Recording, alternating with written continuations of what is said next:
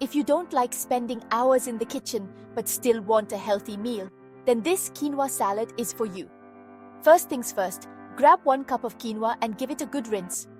Now toss it into a saucepan with 2 cups of water or low-sodium veggie broth. Bring it to a boil, then simmer on low for about 15 minutes until it's all fluffy. Let it rest for 5 minutes. While that's cooking, chop up your veggies. 1 cup cherry tomatoes, 1 cucumber, a bell pepper, a cup of spinach or kale, 1/4 cup red onion, and some fresh parsley or cilantro. In a big bowl, mix the cooked quinoa with your colorful veggies. Now, for the dressing, whisk together 2 tablespoons of olive oil, 1 tablespoon of lemon juice, and a pinch of salt and pepper. Drizzle it over the salad and give everything a good toss. Serve it up right away or pop it in the fridge for an hour to let those flavors melt. Want more protein? Add grilled chicken, chickpeas, or tofu.